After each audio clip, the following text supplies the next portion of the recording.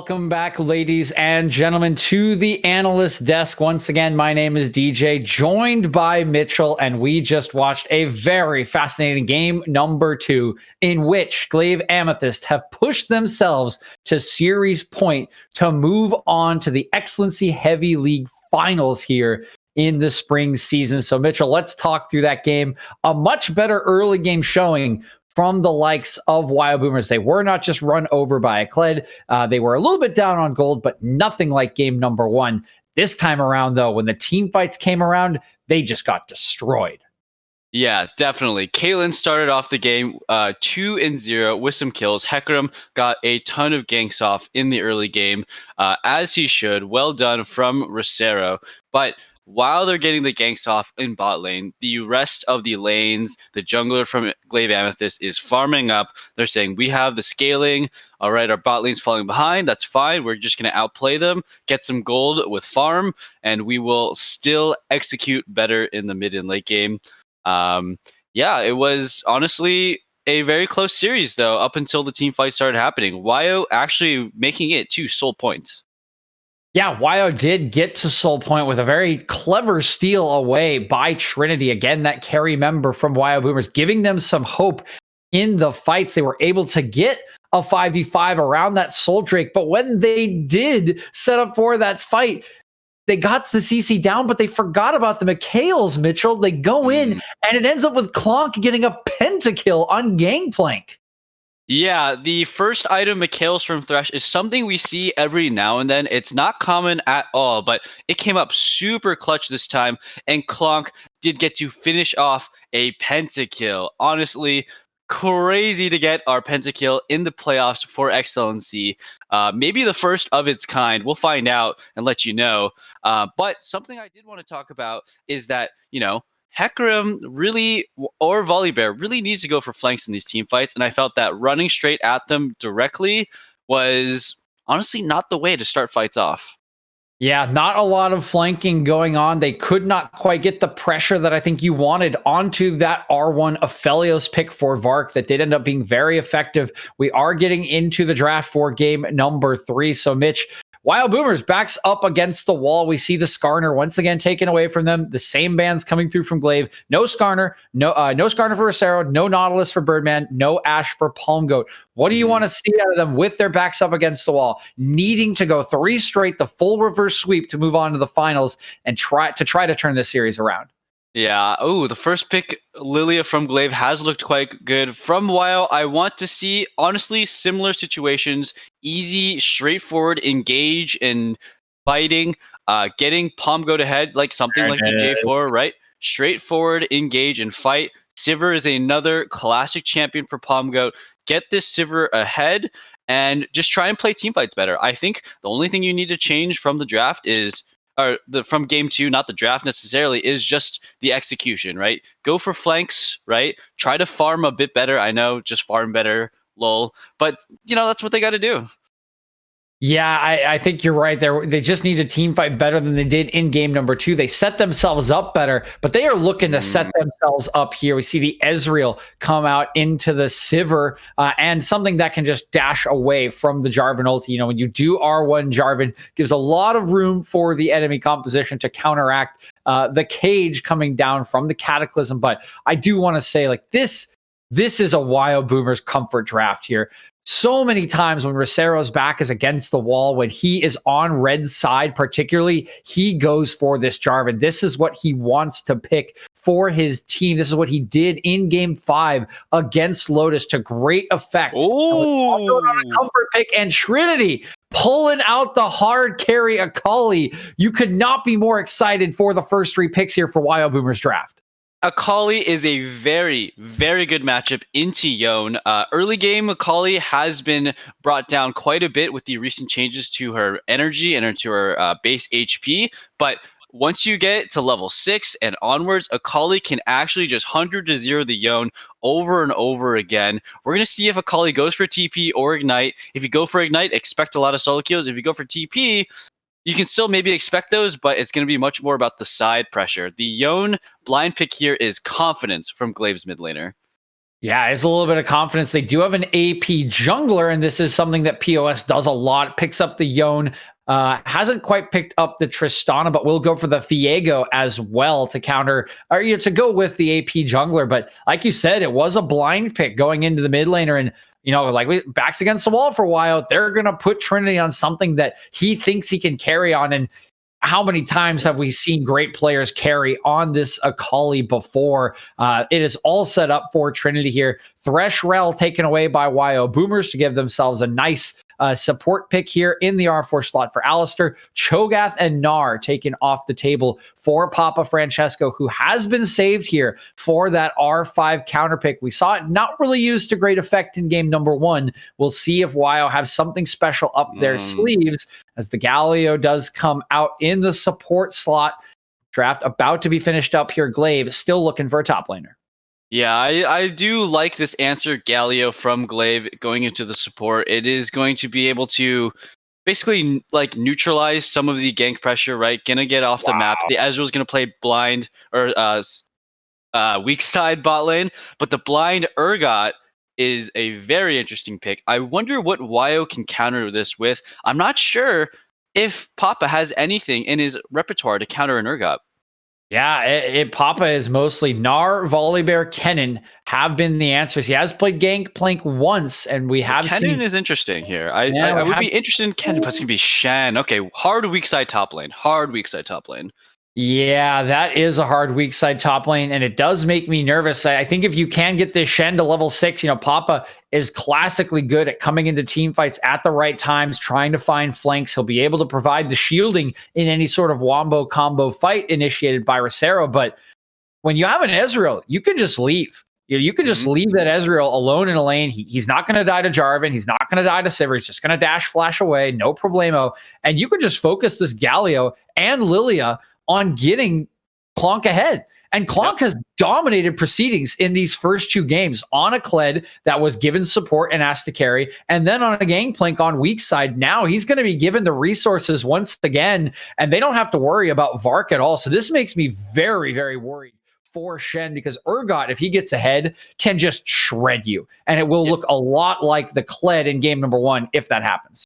Yeah, Urgot gonna have a great time, in my opinion, in this game. If you're not going to play to shut down the Urgot early, there aren't exactly champions to annihilate the Urgot, right? Wyo is gonna have a lot of problems dealing with the Yone, the Ezreal, the Lilia, the Galio, right? And then Urgot, he gets to kind of just free farm and free roam and just scale up into these team fights. Like Sivir is not actually, an Urgot destroyer. You do want some like heavy single target damage to kill an Urgot.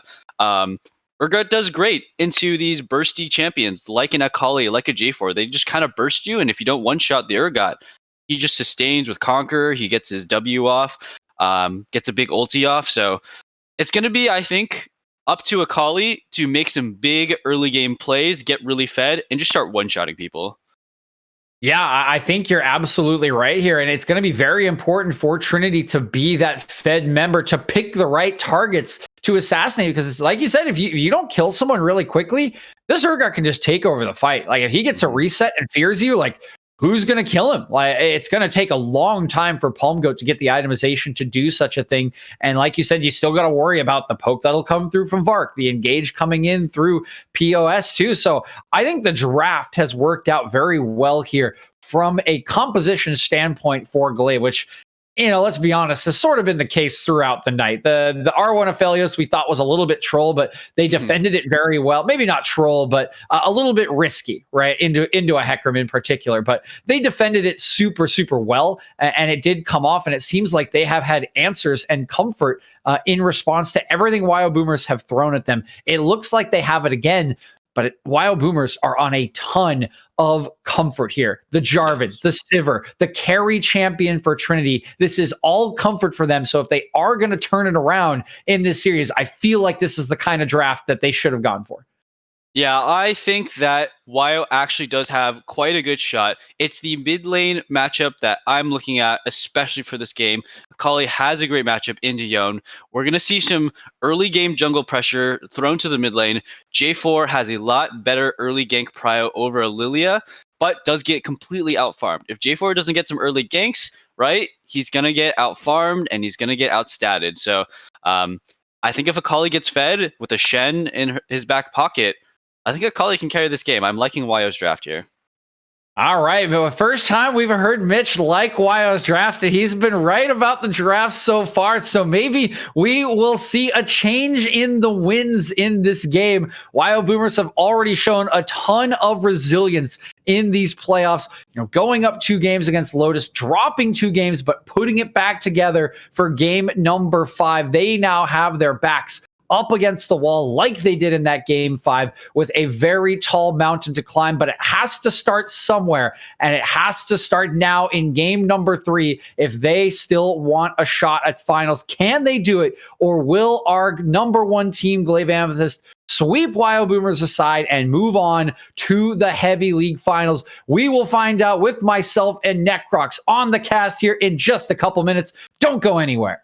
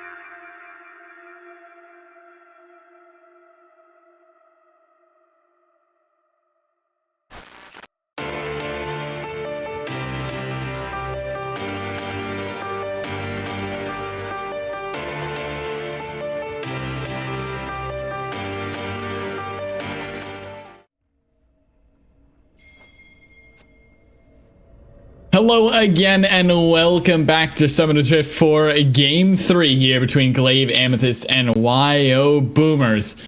This is XLNC Esports, the main stream, but meanwhile in the second stream we have a different matchup. It's VBO taking on Akuma Glaives, and that game is also 2-0 to VBO, an even kill score in Game 3 for them right now, sitting at 7-7, things heating up in that series, but we have one more shot, DJ, for Wyo to get back in this one.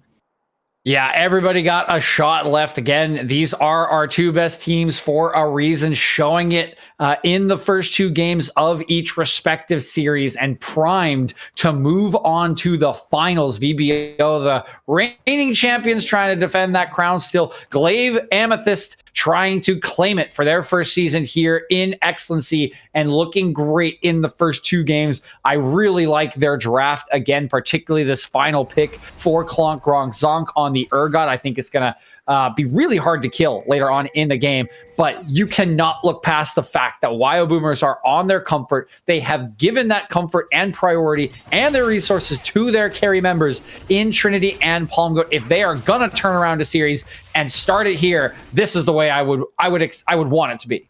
Yeah, and Palm Goat Sivir is the legendary. This is the AD carry that you have nightmares about, as quite literally Palm Goat is unmatched on this Sivir. Vark playing the Ezreal this time around, but I'm looking at Trinity this game on the Akali. Recently changed, really looking to make an impact on this game. Birdman as well has been relatively quiet, not able to move across the map, but now has the Alistar, the safety of the Sivir as well. I can get a little bit more proactive, and really the bot lane here from Wyo, I expect great things in Game 3. Maybe needed time to settle into the series, but if so, it's come awfully late. We'll have to see. Level 2 is there, but no aggressive maneuvers, just getting a little bit of vision as jungle pathing off to a nice start. Baby Powder gonna clear up those raptors. We'll be headed on over to his top side, and both junglers will meet at top crab. Yeah, they are going to meet at top crab. Rosero already level 3. Baby Powder the same. Depends on the mid lane prio, which is currently in the favor of Trinity. Klonk, of course, having prio on that Urgot. You would expect that Urgot pretty much no matchup he doesn't have push and prio into in the early game. Shen's actually one of the stronger early game top laners, but nobody can match Urgot with those shotgun knees that do come through. So should have top lane prio. You can see them farming up their camps. The Scuttle just about to come up. We'll see if there is a skirmish around that one. I think it's likely in the favor of Baby Powder here in the early stages. Yeah, just can really get so much speed in the early game, and that is completely underrated, especially when it comes to those early game duels. Can dodge just about everything. Trivia Boy gonna land a taunt here in bot side, but Palm Goat trying to even this one back out with Birdman going in with a head put pulverize, not able to find very much. And yeah, as you were talking about, that crab going to go to Baby Powder, and Rochero's gonna handshake that one away, taking bot side here. Yep, just scurries on down to bot side, make sure he does not get double crab. Baby Powder didn't ever really look interested, just wanted that one crab. Will just base and will have a little bit of a better tempo timer. It's something that Baby Powder has been looking for all series, is tempo to farm. Rosero, though, we know he loves to get aggressive in the early game on this Jarvan. He's looking bot side. Gets the knockup, but immediately has to walk out of the turret. That was maybe a little bit of miscommunication. All it was poke, but you give up your position, you give up your location, and Trivia Boy just now takes a Q and walks out as well. Rosero maybe not on the same page with his bot lane, really giving up a lot here in terms of tempo and pathing.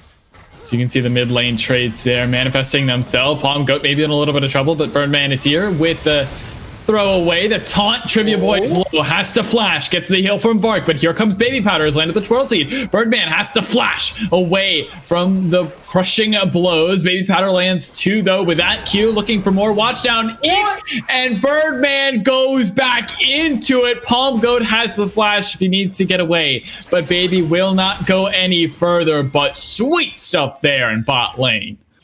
Yeah, it's a bit of a bait in there from the bottom lane of Glaive Amethyst. It does cost him a lot of summoners, as I think Trivia Boy takes more damage than he expects. The heal does come out, though, keeps him alive, and that allows the kill to come through.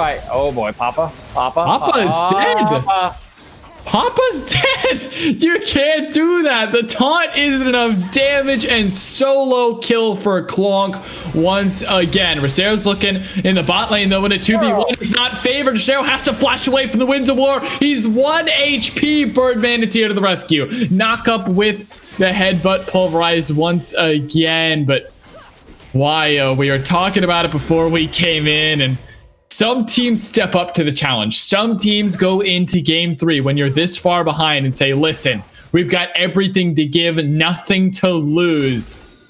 And some teams crumble under the pressure. Wyo right now seem to be the latter. Yeah, I mean, they're trying, Necrox, like they want to make these plays happen. The difference though between like this week and last week, for example. What? Okay. Palm Goat. I mean, okay, yeah, that's back a little bit of desperation. And that's the right example. Like last week when Rosero picks up this champion, oh my God, Vark. Okay, Vark almost trolled it there, just like Rosero almost did. Hold on here, as we got trading in topside. Papa, you're just potentially gonna die. A lot of value from the auto blocks, but it's the fear beyond death. And dead. Papa's now 0-2. Klonk is 2-0. Vark has a calculator in his pocket. And Baby Powder has kills in his. And now Trinity's looking for the all-in.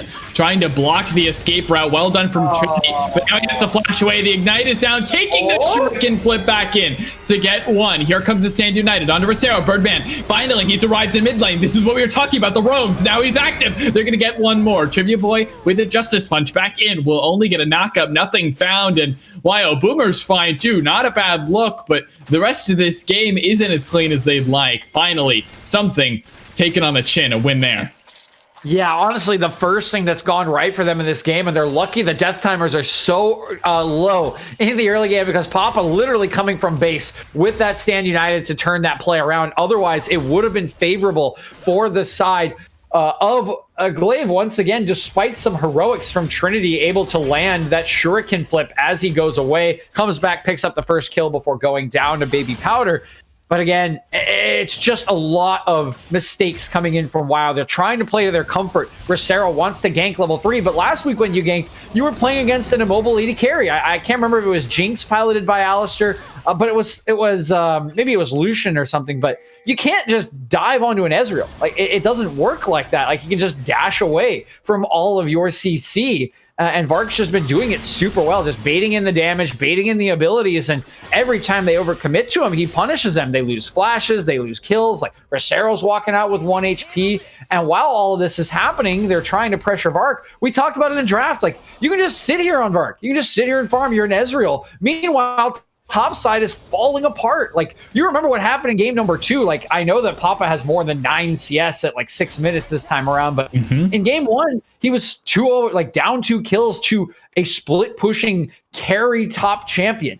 Well, he's at it again. He's down 2-0 to a split pushing carry top champion piloted by Klonk Zonk, who's been a monster in this series. Like, how is this Urgot going to die? He's double the CS. He's so far ahead already. Like, this is looking terrible, and they haven't been able to shut down the win condition for Glaive Amethyst. So even with the positive play, they need to make a lot more happen to turn this around. And now they're looking. Birdman's going to get the flash knock up. Trivia Boy low. Rosero's burning, and that's a kill for a kill. Blow for a blow. Eye for an eye. Vark going to go low. Palm Goat looking for it, but the fear beyond death drags back Palm Goat, and a true shot barrage onto Birdman, and auto from Klonk finishes it off. And an early TP from Klonk turns the bot play around. And that is the Klonk playoff buff. This man is fully arrived, and XLNC Heavy Leagues is his playground. Dude, this guy, he has just been insane. Just give him the player of the series already. Klonk Zonk is an absolute monster. And honestly, this is completely a different style than they played him on the entire season. Like, this guy was playing Nico and Zillion in every game. Like, yeah, it gives you freedom in top lane, but Nico and Zillion do not make Urgot. They do not make Kled. And this guy is playing a completely different style today and just dominating on it as a three-man play set up on the POS. POS 2 has the Fate Seal. Trinity is low. He's going to sleep. There's the Galley over the top, baby. Let's do it. Let's end this series out in style. The counter engage was clean and the win is sweet. That is sensational team coordination from Glaive Amethyst to turn the play around 3-0, and they'll take the dragon to boot. This series is a showcase for why you don't mess with the best in town. Meanwhile, though, on XLNC Esports 2, Akuma Glaives is even in gold with VBO at Soul Point at 20 minutes. Akuma Glaives looking to take their first win of the series, but WyoBoomers really struggling in their angle. Yeah, I mean, I don't know how much more there is to say here. Glaive is just playing so well, Necrox. They are just so aware of their resources on the map, so aware of where the danger can come from. They knew that that play was going to happen mid. POS is pushing in a wave, likely communicating. They can't go Klonk here. He's level 10. This would be a big shutdown, but where's the damage? Kill him. Where's the damage? He's level 10. They're all gonna die. Glock is running out of saying, you want to fight, man? Let's fight. Fear beyond death is going to fear up Rosero. And Klonk Zonk is built different. Runs the opponent down in a 1v2 and makes it look easy. Birdman's going to find a knockup, but he's going to find himself going back to the gray screen in about 0.3 seconds. That Alistar is just turned to beef. Do you like steak, buddy? Because it's well done, just like this series.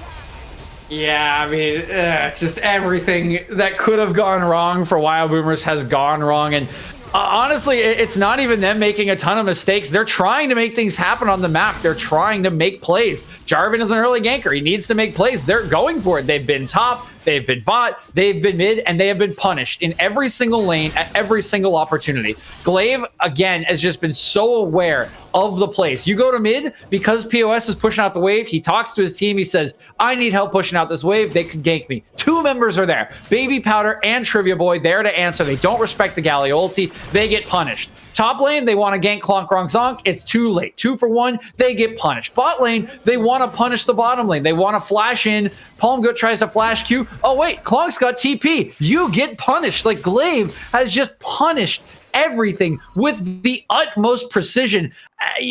Like, you can criticize Wyo for a lot of this, but I think the intent is correct. This is just a clinic in how to prepare, in how to play reactive and punishing League of Legends. Glaive has just been on another level. POS2 looking to make this one even, but Trinity barely able to escape. Here comes Trivia Boy over the top with a nice 3-man taunt. The perfect execution is anything but. It was sloppy, it was messy, and it's a fiesta. It's a triple kill on over to POS2. Give the man the quadra. There it is. Papa's gonna go down 4 under the belt. Nearly a full penta as well for both solo laners. Glaive Amethyst are unmatched tonight. They are unmatched throughout the season, and they are unmatched so far in playoffs. This team looks simply better, and they are showing off tonight here at XLNC Heavy League. There's nothing that stands in their way now other than the poor souls of WyoBoomers that have to try to defend their base for the next few minutes. Yeah, it won't be much longer here, Necrox. And yeah, you can see the chat coming out here from POS2 saying, report my jungler, because Baby Powder did steal away what would have been the second penta of the series. It certainly looked for the world like it would be. I will give a little bit of a pass to Baby Powder. He is playing a damage over time champion, so, you know, once you apply it, you can't really take it back. But, you know, they can deal with that one later. They can deal with that within their own team after they win this series and get to start celebrating and preparing for the finals, because this game is so over. I mean, 12K gold lead at 14 minutes, 18-3 kill score with the scaling composition ahead. No more needs to be said about how big this lead is, how over this game is. It's just a matter of how long it's going to take Glaive to clean it up and take down the Nexus. And I'm going to have to agree with you, my friend. Typically, I'm all about the comeback story, but with the composition that they've built for themselves, with the way the Glaive Amethyst have been playing this game, there just isn't too much you can do. POS 2 looking to make the aggressive play, and he's dominating not only on the Yone, but just throughout the night and really throughout the season as well. This team, there's a reason why they have so many MVP members. There's a reason why their stats look so good. And this is exactly the reason. They've provided a show and a clinic on how to play League of Legends, and they are not giving any mercy to WyoBoomers. Over the wall goes POS2, looking to find an easy kill, and there you go. The man is godlike on the Tempest Brethren. ADC 2021, Lil W. Was that you? Are you out there in the chat? Because that's about what that looked like. POS just flexing here, has the Immortal Shield Bow and the Berserker's Greaves. 7-1-4 now on this Yone. Just absolutely destructive power here, worth 8,000 gold. His opposing laner worth 4,500. There are just giant gold leads in every single lane, in every single role. It's just a domination, and Glaive just showing off at this point what they can do, what their champions can do, and how good they really are as a team. And you know, at this point in the cast, DJ, at this point in the night, we got to look forward, right? Looking back in the series provides a little bit of value, and we'll get to do that later on with the interview, assuming that Glaive Amethyst do close this one on out. But looking forward, man, this team, just the way they play League of Legends, sure, it's not the most proactive approach, but it's good, it's clean, it feels like there's nothing that can match them at this point, and it's working. POS2 dominating now in the mid lane, even though he's been applied a lot of pressure. We were talking about the Akali matchup. Here comes the Galio ulti over the top. Rosero has to flash away. The taunt connects into two. Birdman and Papa. That's a nice two-shot barrage. Doing a little bit more damage. Trinity looking to go in. Rosero to follow with a nice flag and drag. Trinity has to hide in the depths of the shroud. The Soul Unbound will bring back POS2, but he's found a lot of damage with the Fate Seal. Papa going forward with the taunt. It's a 3-for-0, and Papa will die. Double kill and a clean ace for Glaive Amethyst. The death timers are low. They can't end it just quite yet, but you have to feel that Wyo are tilted off the face of the earth and that Glaive Amethyst have smiles on their faces, so the base will be cracked wide on open. Oh yeah, I mean, we got the Yone spanning the Mastery 7 emotes here. Like, POS is just, I mean, he is LMAOing as much as he possibly can now. Oh the Immortal Shield, though, just doing so much work in that ace right there. Just staying alive forever as his team comes in. There isn't enough damage to take him down. We could get a Dancing Shelly here. Oh, he's gonna come in. Knocked up, and remember, they haven't spent all their gold, but Birdman just dies immediately, and so does Rosero and the rest of the squad. TP Yo, 1,000 gold, it's massive from Papa, but he will die. Quadra kill and over to Bark. Meanwhile, what? When did that happen, my friend? Sorry, your call wasn't as hype, but good God, your team is just criminal. Glaive Amethyst in a swift 3-0. Punish WyoBoomers, knock them the hell out of playoffs, and look Akuma Glaives right in the eye, look VBO in the eye, and say, bring it on. Yeah, and if you are one of the enemy teams, you should be very afraid of Glaive Amethyst. We hadn't seen him in 3 weeks. We were a little bit worried. You know, would they come in prepared? We saw Vark not on the top 3 teams for All-Star League. Would there be a difference in bottom lane? All of the fears, all of the doubts, any concerns that anyone had about this team erased in the span of 2 hours here tonight in a 3-game sweep of just epically convincing fashion. They were dominant in game number 1 from the off. They won that one in like 12, 15 minutes through top lane. Game 2, a lot closer, but team fought their way, showed their micro skill to a victory in Game 3. I mean, what more can you say? An absolute clinic on how to play League of Legends against an aggressive early game composition, responding with resources every single time, turning every single play. This was well scouted, well prepared, well executed. This is the best team in our league, and it's going to be up to either VBO or Akuma to prove that wrong in the finals. Ladies and gentlemen, your finalists in Glaive, Amethyst. They hail from heaven and have rained down hell on WyoBoomers this series. An incredible story that Wyo have written for themselves for sure. Taking down your second place team in Lotus, but just not up to the task tonight to bring down Glaive, Amethyst. And now in finals, they'll get their shot at winning it all for the first time here in XLNC Heavy League.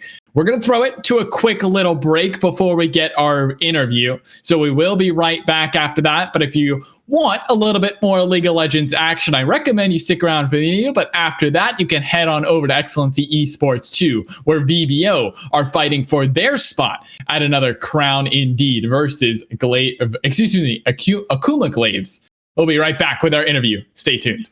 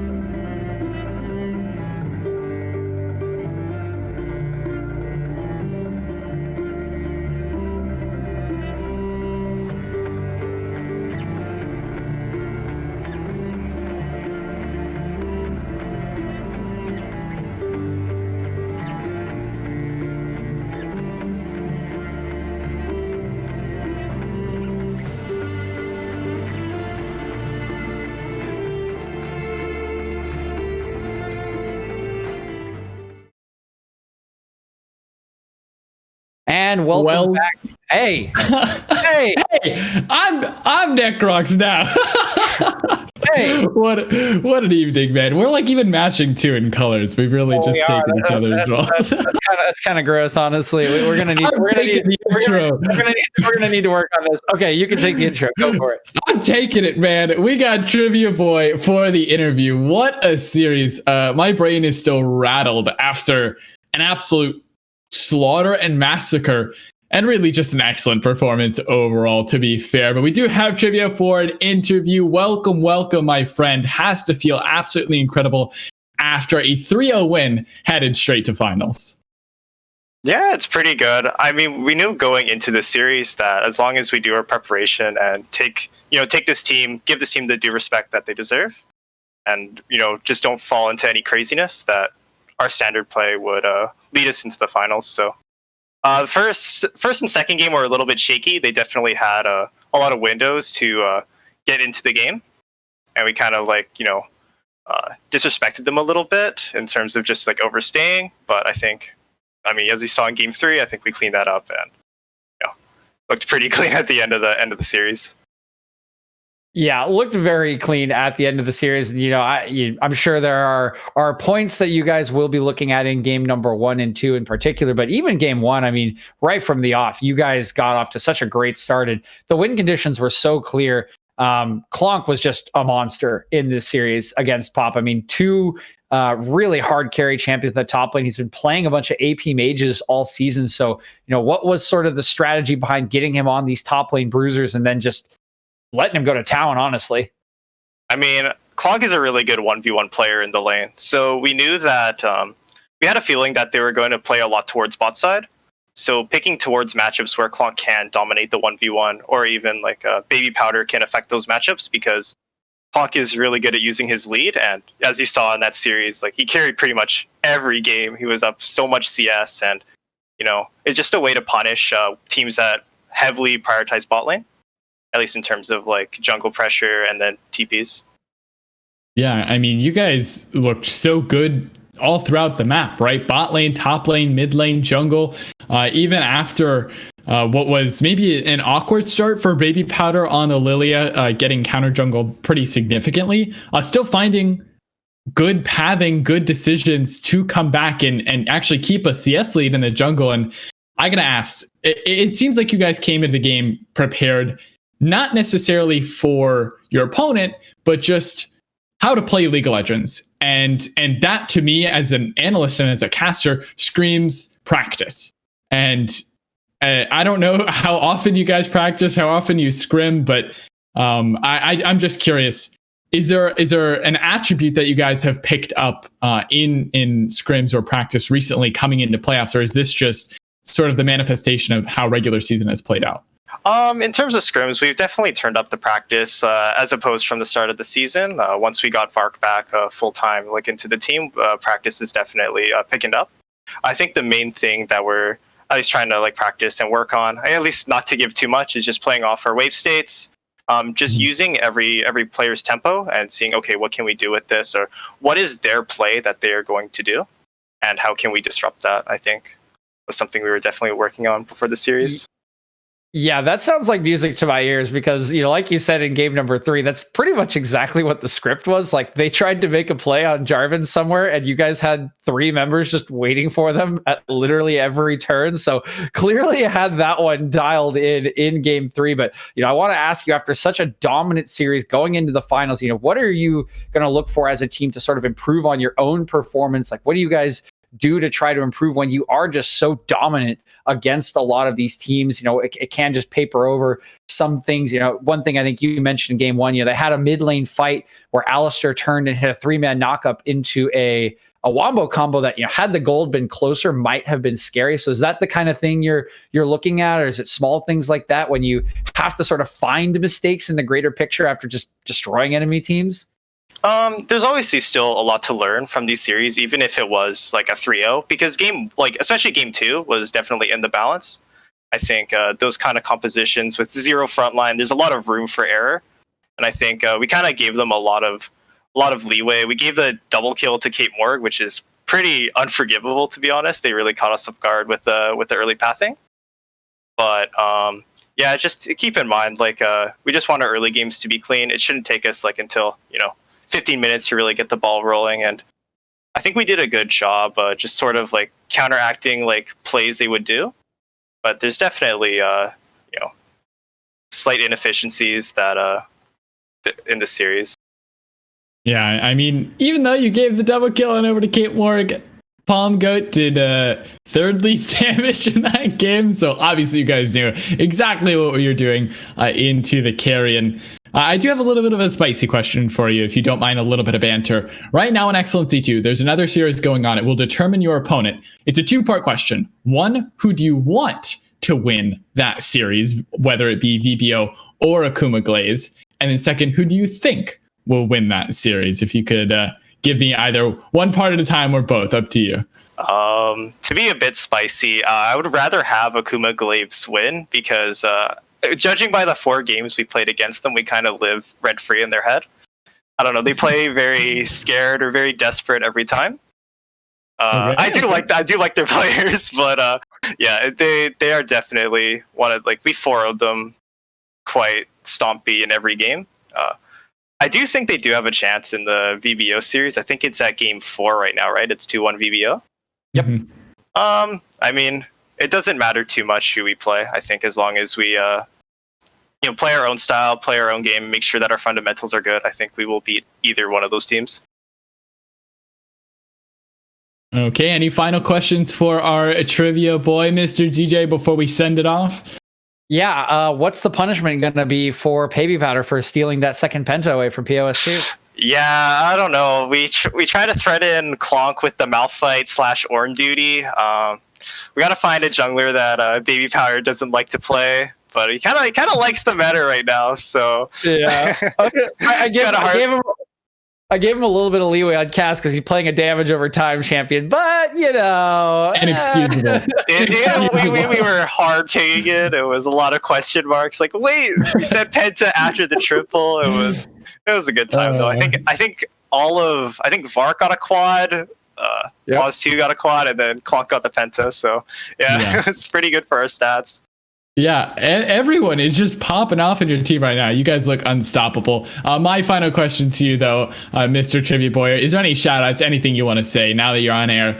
Get it off your chest before you get to the final stage, the grand finals. I'd like to shout out everyone watching the stream. You guys watching help us grow the amateur scene, getting coverage for great leagues such as XLNC. And other amateur organizations. I'd like to shout out Glaive. They've been a really great org to us. And, and just shout out, And honestly, shout out WyoBoomers. They actually put up a pretty good fight. All right, respect and humble. I appreciate it so much, Trivia Boy. Obviously, you guys deserve the win of the night. And I look forward to seeing you guys in finals and what you can accomplish there. Again, thank you for the interview and go celebrate your win. All right, thanks, guys. No problem. Again, an excellent interview, as I believe I'm getting some static on my camera. Hopefully it will soon be resolved, but my face isn't the important thing anymore. What is important is the other series that we've got going on. Yep, we still got games for you, so head on over to XLNC 2. We've got Doctor and Dunsey on the analyst desk right now going through the game for draft. Doctor and Juicebox Guy will take care of you in the game as well. VBO leading that one 2-1 at the moment. That will determine who is the opponent in the XLNC Season 3 finals here against Glaive Amethyst, so make sure to check that one out. But that will wrap it up for our end of the stream, so Necrox, take us home, baby. Again, go check out XLNC 2. They'll finish up the series for you tonight, but that's all we got. Again, thank you so much for tuning in. Trivia Boy said it earlier. You guys help us so much. We will hopefully have a post show going on, maybe unless VPO and Akuma Glaives go to Silver Scrapes once again. We'll get a replay of our lovely soundtrack. But until we see you all in finals, have a good rest of your night. We'll see you all soon. Stay safe.